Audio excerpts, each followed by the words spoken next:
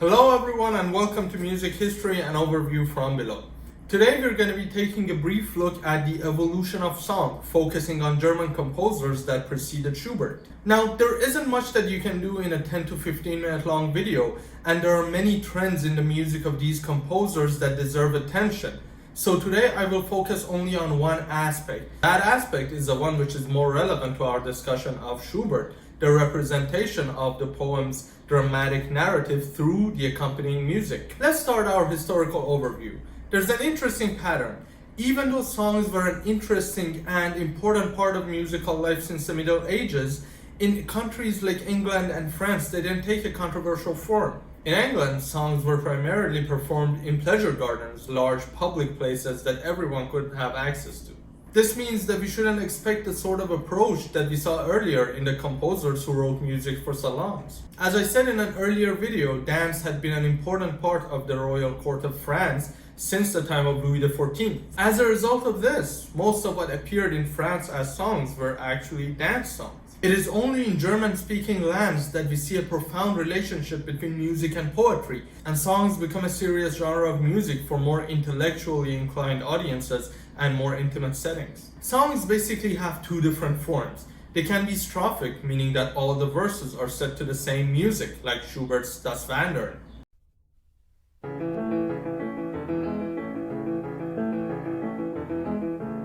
Das Wandern ist des Müllers Lust, das Wandern. Das Wandern ist des Müllers Lust, das Wandern. Das muss ein schlechter Müller sein, ihm niemals fiel das Wandern ein. Das Wandern, das Wandern, das Wandern, das Wandern.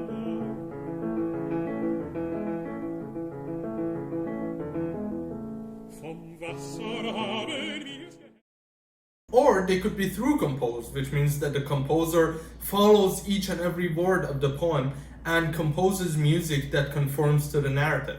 German songs flourished in two different locations. At first in Berlin, Hamburg, and other North German cities, in which the song acquired a status as a serious musical composition. But then in Vienna, where it continued to develop in the hands of Haydn, Mozart, and Beethoven, and then reached Schubert, who brought it to newer heights of complexity and importance. In North German states during the mid-18th century, people like Ramler, Graun, or Krause started composing, editing, and publishing new collections of songs. These early collections still show a relative simplicity of accompaniment and an emphasis on the beauty of the melody.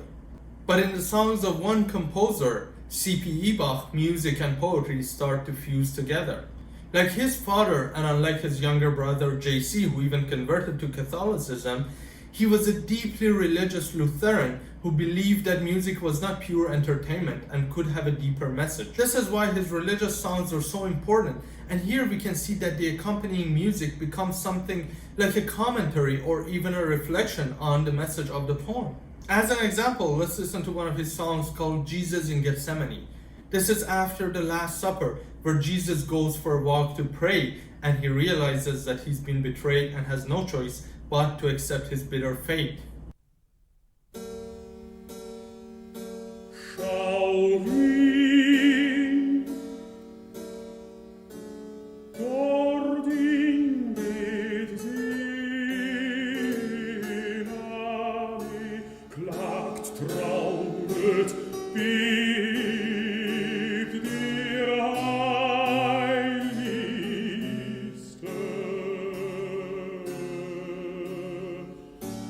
und ringt mit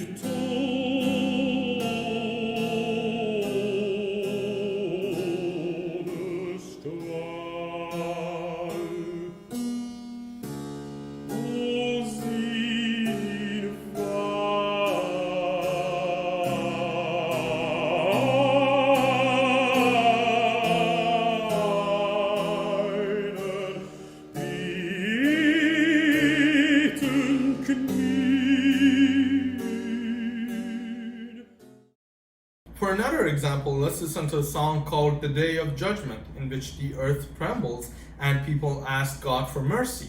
Pay attention to the dotted rhythms which represent the earth trembling, And also pay attention to how the accompaniment gets softer and quieter when people start asking for mercy.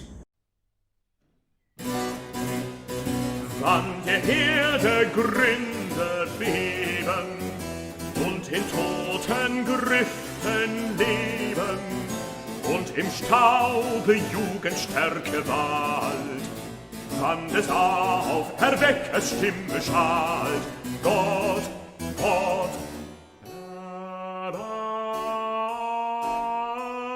erbarm dich unser.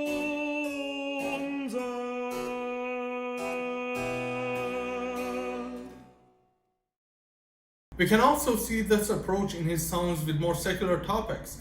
For example, in Nonalid, in which the poem describes the lament of a young girl, we can see Bach using chromatism to intensify that feeling. Let's listen. Unfortunately, the sound quality is a bit low, and this is the only recording that I could find, but interestingly, it has been performed and recorded by Samuel Barber, the composer who wrote the famous Adagio for strings.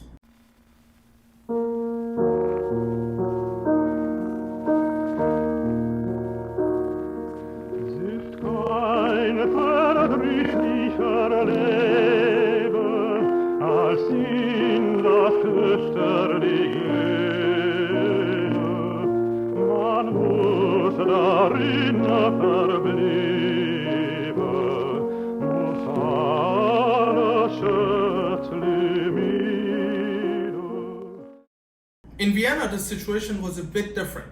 Because of serious censorship, it was only after Joseph II, someone called an enlightened despot, came into power that literary tastes started to develop. Stefan Freiberth and Hoffmann were the first notable composers to publish collections of songs in Austria. Joseph Haydn also published two collections, one in 1781 and another one in 1784. And in these two collections, we see songs on different topics as diverse as love, pastoral life, or even a religious song. Let's listen to a part of Geistliches Lied, that religious song from Haydn's second collection. Pay attention to the complex and dramatic music that the piano plays. It is not just an accompaniment. In fact, the piano plays for 30 seconds before the singer says the first words, and it introduces all of the basic musical material.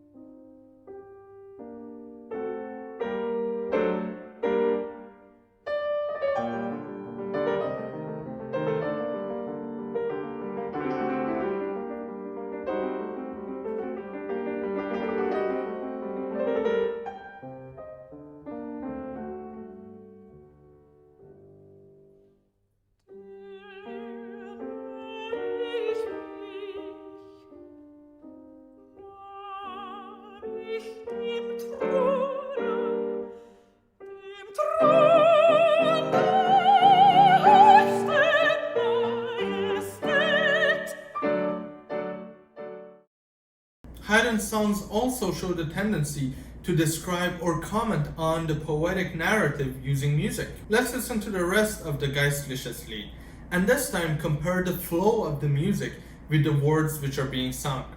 First, pay attention to the piano's majestic accompaniment when the singer is talking about getting close to the throne of the highest majesty.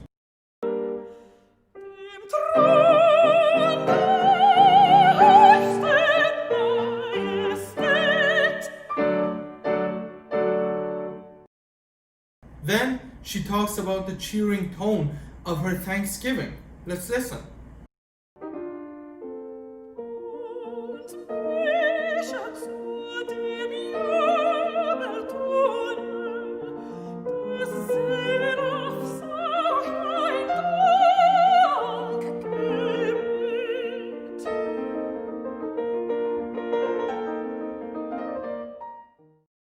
Then the singer talks about being a dust of the earth because she's burdened by sin and death, before saying that she has to turn into an angel because Jesus died for it.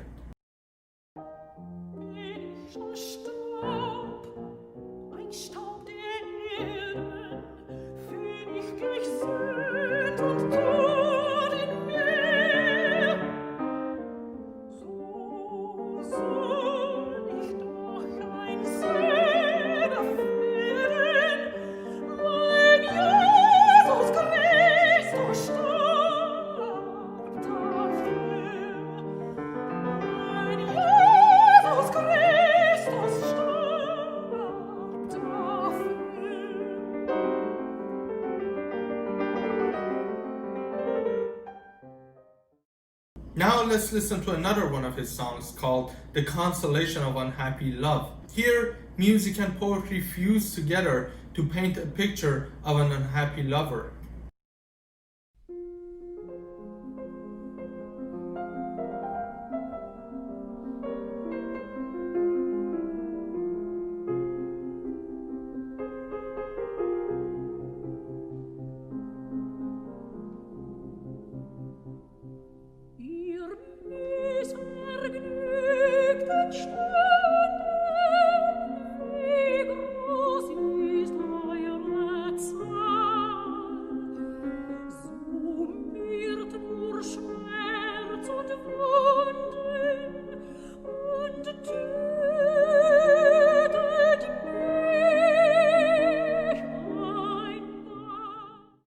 Haydn returned to the song after almost a decade when he was living in England. He published 2 collections of songs in 1794 and 1795 and then published 2 separate songs. In these works, Haydn's accompaniments are even more dramatic and complex than his Vienna songs. For example, let's listen to a song called The Spirit's Song. Pay attention to the fact that the singer enters after almost a minute and her melody seems insignificant or even childish compared to the accompaniment.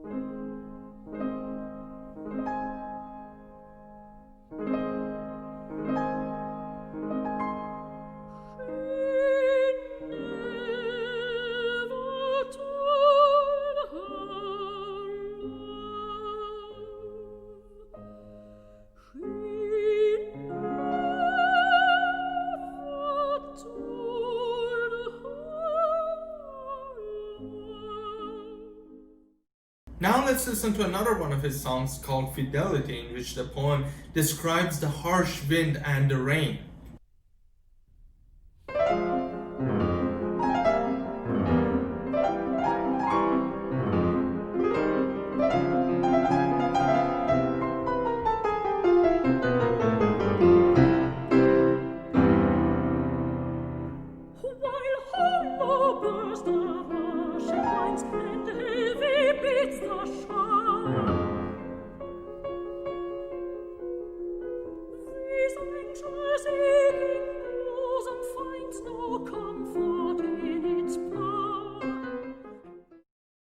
Now let's turn to Mozart.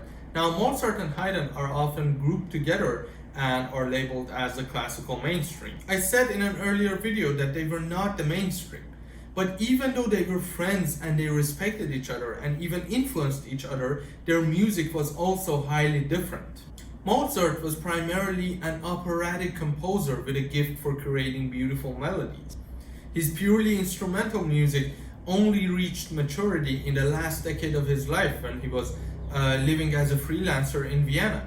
Haydn also wrote operas, even though they're forgotten today, but he started focusing on instrumental music after Mozart rose to prominence in that genre. As opposed to Mozart, Haydn preferred smaller musical ideas, which we call motifs, that could be transformed and turned into each other and into other ideas using a process called thematic work. Mozart's background as an opera writer is evident in his songs. As an example, let's listen to a song called Ridente la Calma by Mozart. Anyone who has listened to a Mozart opera instantly recognizes his operatic style.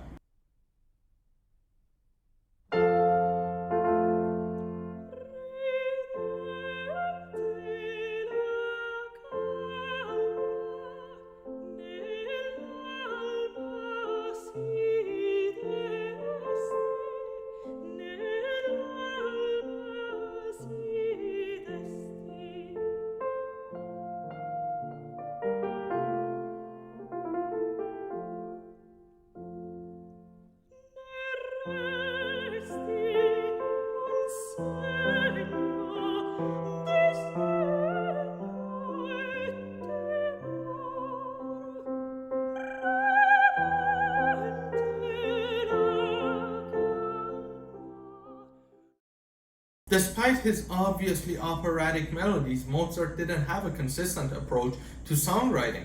He also wrote some experimental songs. This means a more complicated solo part and a more ambitious accompaniment. As an example, let's listen to a part of his Als Luise die Briefe.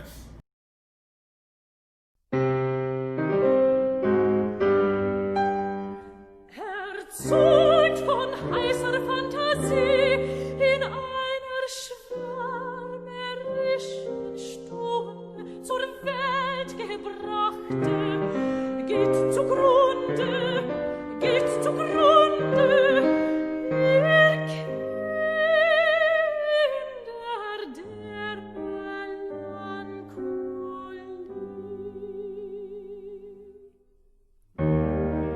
Ihr danket Flammen euer Sein, ich geb euch nun den Flammen wieder und all die schwärmerischen Lieder, denn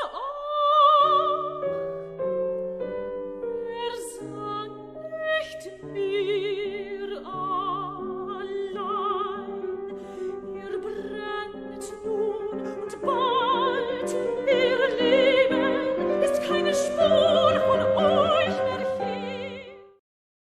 Even in his strophic songs, we can see the lyricism of an aria from an opera. As an example, let's listen to a part of a song called Das Lied der Trennung, which is about a lover that fears that the beloved might forget them.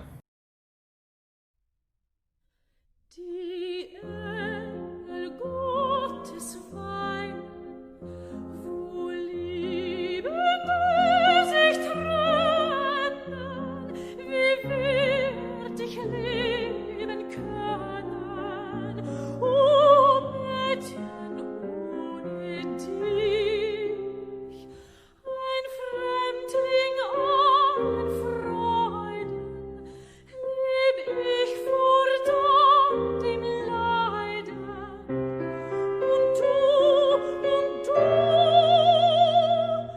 vielleicht auf ewig vergisst du Isa mich, vielleicht auf ewig vergisst sie mich.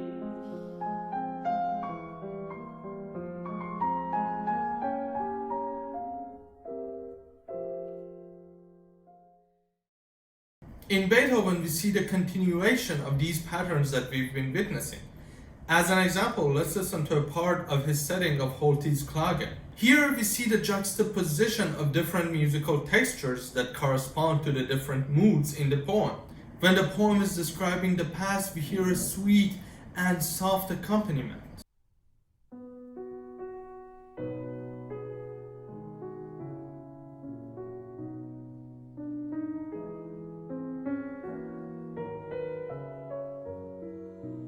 Dein Silber schien durch Eichengrün, das Kühlung gab auf mich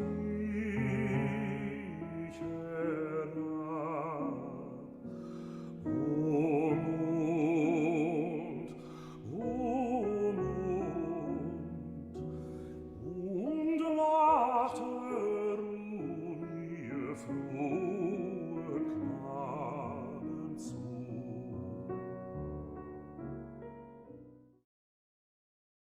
When the poem turns to the harsh present, the texture becomes more dramatic and we see a modulation from E major to E minor.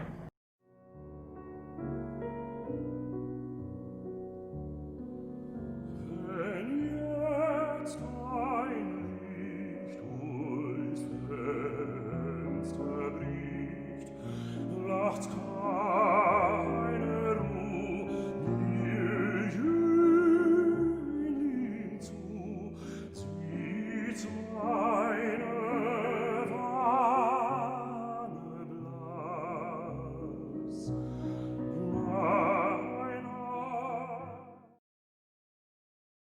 Beethoven's most famous song is Adelaide. It is an ambitious and complicated work. The score is about 10 pages long, which is almost longer than any other song written in that period. The mood of the lover wandering under sunlight is apparent in the music's first measures.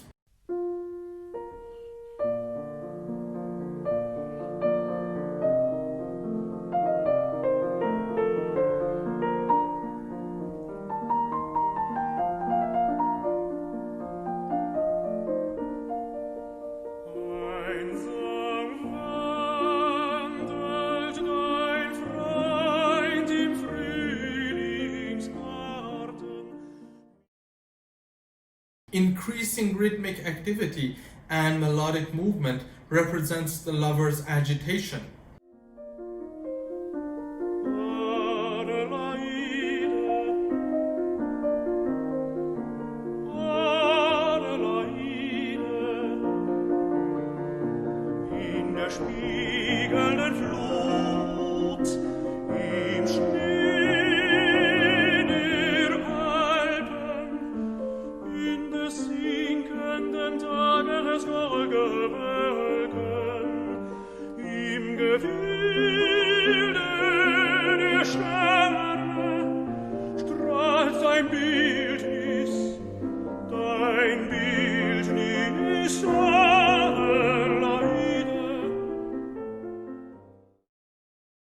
In the rest of the song, Beethoven uses constant modulations away from the tonic to represent an unsettling lover.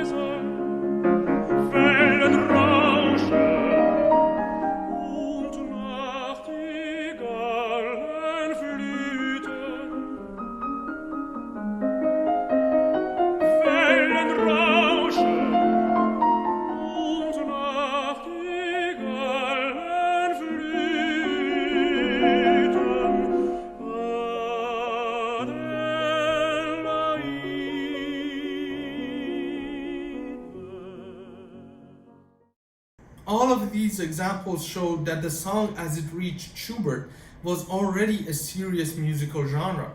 Different composers had already devised certain ways to create musical meaning and add to the poetic narrative. In the next video, which is going to be the last in this series, we will discuss Schubert's own contribution to the genre through 3 of his songs.